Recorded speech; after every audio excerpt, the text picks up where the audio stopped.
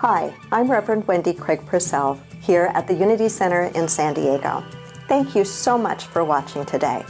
If you'd like to support the work that we do here, please consider making a contribution. Go to our website. It's easy to do. Thank you in advance for that contribution. Reverend Wendy presents a talk that explores and expresses the truths of unity, and that there are real-world practical things that we can do to deepen our experience of spirituality and help us in our daily lives. Several months ago, as I was thinking about, all right, so Christmas is coming up. I need to give some thought to what do I want to talk about during the month of December? And sometimes it's a little bit difficult because I'm usually writing and thinking about my December messages in about July or August. And it takes a little bit. Sometimes in years past, I put on Christmas music to try to get kind of in the groove and the feel. And other times I'll ask friends or colleagues or our staff members, anything that you think about that might be a special focus for the month of December. And Kim Kennedy, one of our staff members, said, when I think of Christmas or I think of December, I think of the importance of connecting. And I thought, wow, connecting with God, connecting with others, connecting with our calling, our higher purpose. And there it was, a beautiful, simple little series on the idea of connecting. And this morning I want to focus on connecting with what really matters. I believe that we have in our society today a real hunger for connecting with others, for connecting with life purpose, for connecting with what really matters. And so what is that, and how do we approach that? How do we make sure that we are living our lives on purpose? You know, from time to time, as a minister, I'm called upon to hold memorial services. Usually in Unity, we call them celebrations of life. And in fact, today, later on this afternoon, I will be holding a celebration of life service for a woman who has only been with us in our community for a short period of time. I didn't know her well. She made her transition just about a week ago, I believe it was, in her about mid-30s, stage 4 cancer. And what I know is that a celebration of life service is absolutely about honoring and remembering the individual who has passed. It is about providing some measure of comfort to the family and the loved ones that are experiencing the tenderness and the reality of loss and helping with that. But there's something else that happens in a memorial service. And in all the ones I have done over the years, it always happens. You can see it and recognize it in people's body language and on their faces. And what happens is it's almost as if there is a pulling together with great clarity and focus around looking at what really matters to the individual in their life. There's nothing like the thought of our own mortality to force us, in the midst of the busyness of and regularity of our lives, to look at and to ask ourselves, am I living my life on purpose? Am I aware of what really matters to me? And then comparing the way I'm living with what I say really matters. Mahatma Gandhi said, action expresses priorities.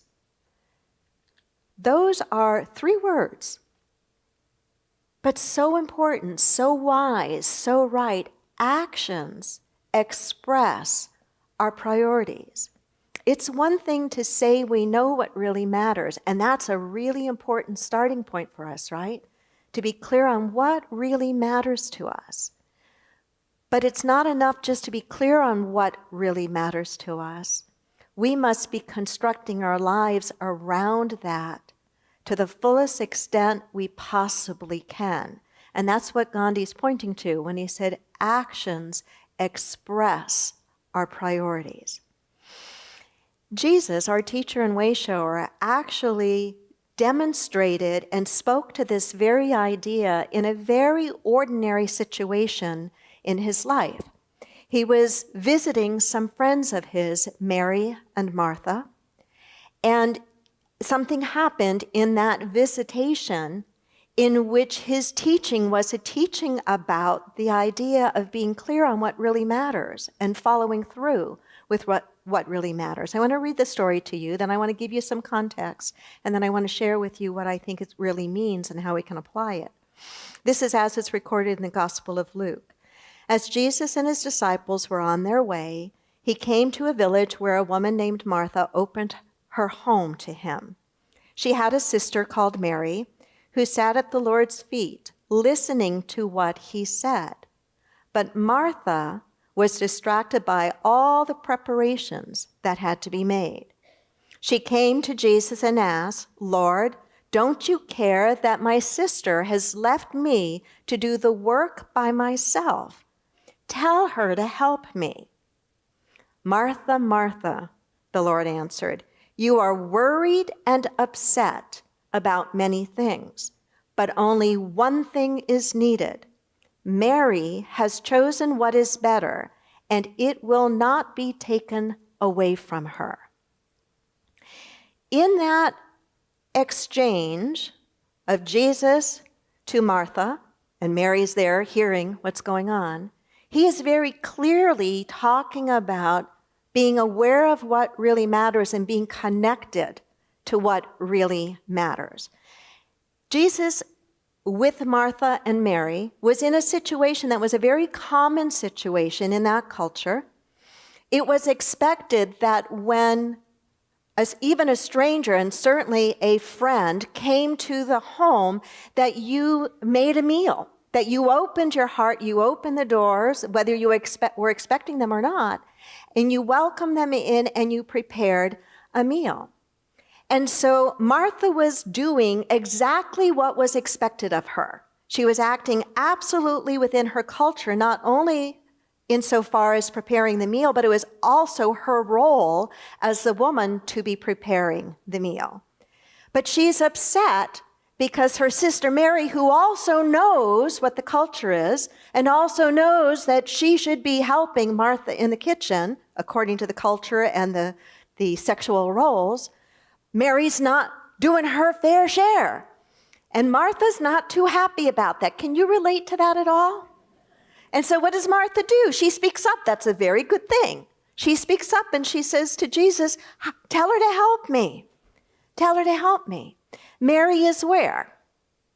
She's sitting at the feet of Jesus. You may or may not be aware how unusual that was. It was unusual because it would only be a disciple that would sit at the feet of a teacher such as Jesus was looked upon being. And a disciple would be of what gender? Male. So not only was Mary not helping Martha in the kitchen, Mary was also not acting like she should as a woman in that culture at that time. And yet Jesus doesn't say to Mary, "Get up and go help your sister." He doesn't say that. He says, "Martha, Martha." He's kind of chiding her. You get that? "Martha, Martha, you're worried and distracted about so many things. Your sister Mary has chosen the good part. Your sister Mary has chosen what is right, and it will not be taken away from her." Do you ever wonder what Martha must have been thinking after that? I think Martha could have been a little miffed. Maybe she stomped off into the kitchen, throwing her dish towel down, and thought, "Okay, as soon as he leaves, I'm going to have it with Mary." We don't know what happened. I'd love to know. I'd love to know the human side of that. But Jesus is very clearly saying that Mary has chosen the right part. Mary has got what really matters in this context and this situation. And yet we can look at Martha and we can say, "But wait a minute. There are responsibilities we have in life." How many of you are still at a place in your life where you've got to work to earn a living, to put a roof over your house and food on the table? Not that many. Are that many of you retired? Then how come you're not volunteering here at the church? How many of you are still working? Okay, that's most of us. That's most of us in this room, right? So there's a certain Martha aspect to our lives and that we have to fulfill. There's a certain Martha aspect to our lives that we have to fulfill. However, it's really an important distinction to get that Jesus didn't tell Martha she couldn't fix the meal. Jesus didn't criticize what Martha was doing. He was trying to correct how she was doing it. You are worried and distracted about many things. Your sister Mary has chosen, your sister Mary has seen, your sister Mary has recognized what matters. He didn't say, don't go fix the meal. What we can conclude he was getting at was it was less about what Mary was doing, what Martha was doing, less about what Martha was doing, but the energy with which she was doing it. She was distracted by the lesser. If we allow ourselves to be consistently distracted by the lesser in our lives, we will never make room for the greater. The only way for us to really live a life very much on purpose is to first clearly know what really matters to us, and then making sure that the way we live our life is congruent with that. And what will be required of us is learning how to say no to some things so that we can give a strong, enthusiastic yes to the things that really matter. And when we give a strong, enthusiastic yes to the things that really matter in the quality of our life, we're going to find our life works so much better and we are so much happier. And I dare say that we're going to be healthier as well. What really matters when it all is said and done? As I asked myself that question, there were 4 things that came to me that really matter to me. And I'm going to speak about 3 of them today and 1 next week. The 4 things that came to me that really matter to me are the people I love. You're going to have to come back next week because that's the one I'm doing next week.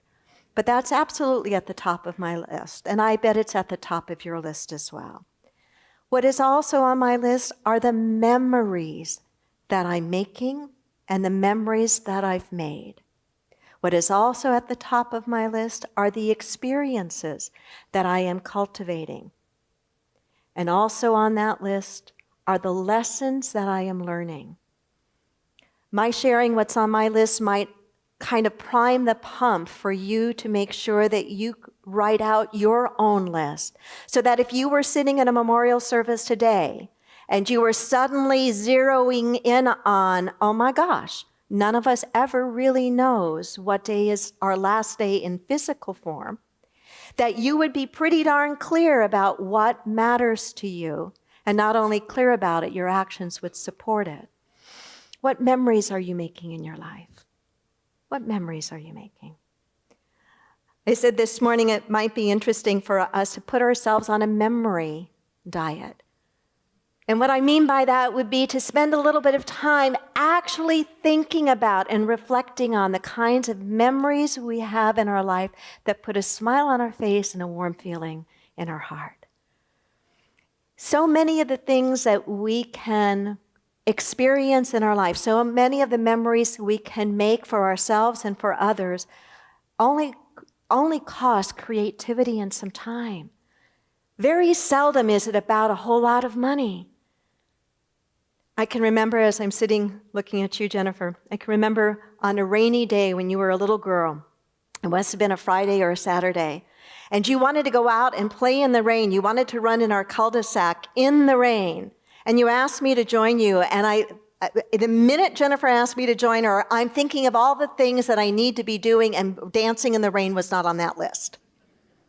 I have a mind that works like that. Do you have a mind that works like that? I bet a lot of us do. And I am so glad that I've learned that just because my mind works like that does not mean the words like that have to come out of my mouth. I can be gatekeeper to that, and I can make a different choice. And I did. I said, okay, let's go out. It is after all these years, it is one of the sweetest, simplest, little fondest memories I have. And there are many memories I have. But I tell you that there's not a day that goes by when it's raining that I don't reminisce and think about walking out in our cul-de-sac, stomping in muddy puddles, getting my hair wet when I took the umbrella away. Do you see what I'm saying? When we're faced with the idea of, I'm not going to live in this body forever, our minds naturally go back to people in our lives that have made a difference, goes back to memories that put a smile on our face. And so what I'm saying is, make sure you collect those, but also make sure that you're creating some of them and that you savor them, When you think of the word savor, what do you think about? Huh? Yum. Associated with food, right? When I think of the word savor, I think of food. I think of a meal or a dessert or something. Ren, I think of I don't even know the name of the dish you made the other night, but it was so good. Escovitch. I don't even know what it is, but it was darn good. And I remember savoring that. But to savor something, whether it's a meal or a memory, requires that we are fully present in that moment, that we're not wandering with our thinking and our minds, right? So cultivating or making memories. The other I shared with you was cultivating experiences.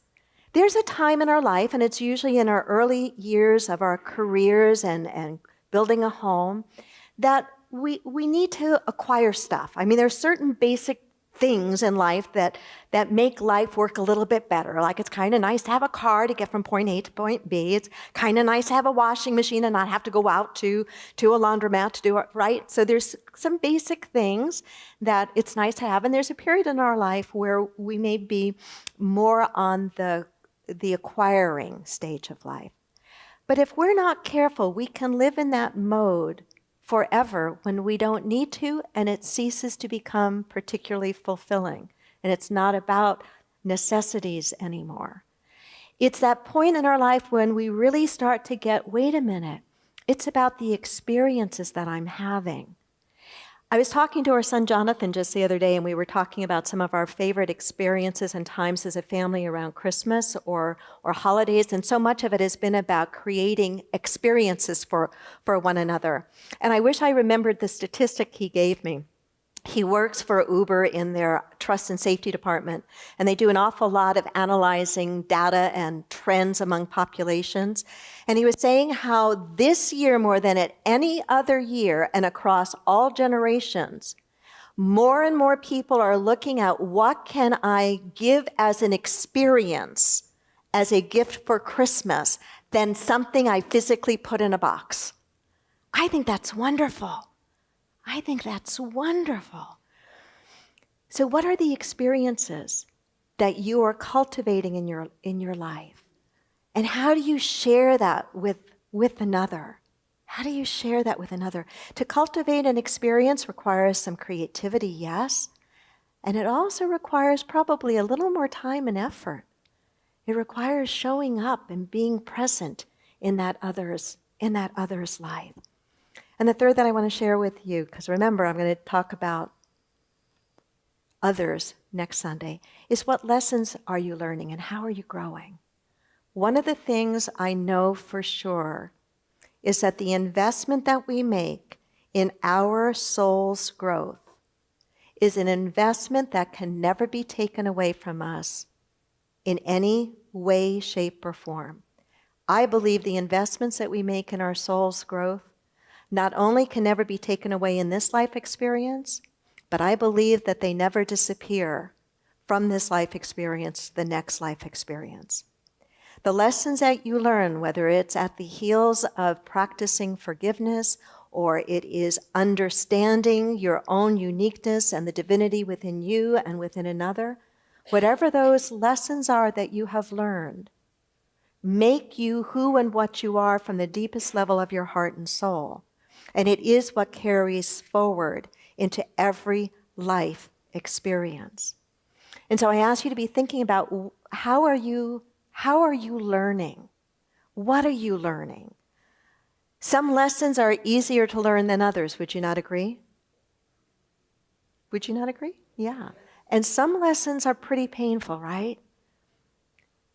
I invite you to think for a moment about some of the most painful lessons you've learned. You wouldn't want to re-experience the pain, I'm sure. And I'm sure you wouldn't want to re-experience whatever was the cause of the pain. But would you not say that what you learned as a result of that has molded and shaped who you are today and has strengthened you in a way that maybe you could never have gotten to without that particular experience? Nobody and nothing can ever take away that learning from you. And that learning, that experience will keep you strong and steady through whatever life throws you on your path. And so I leave you with the strong invitation to cultivate those experiences of learning. And if one of those experiences of learning that you're going through right now is a particularly difficult one or painful one, make sure you eke out every single ounce of learning from it so that you can leave the pain behind and carry forward the richness of a soul and a consciousness that has evolved as a result of that experience. And so as we spend time together in December looking at connecting with not only what really matters, but connecting with others and connecting with our life purpose, I hope you'll keep your mind and your heart open and refreshed. I hope you'll be willing to look at what's your bigger yes burning inside you so that you can say no to the things that it's time to let go of. Bless you and namaste. The Unity Center.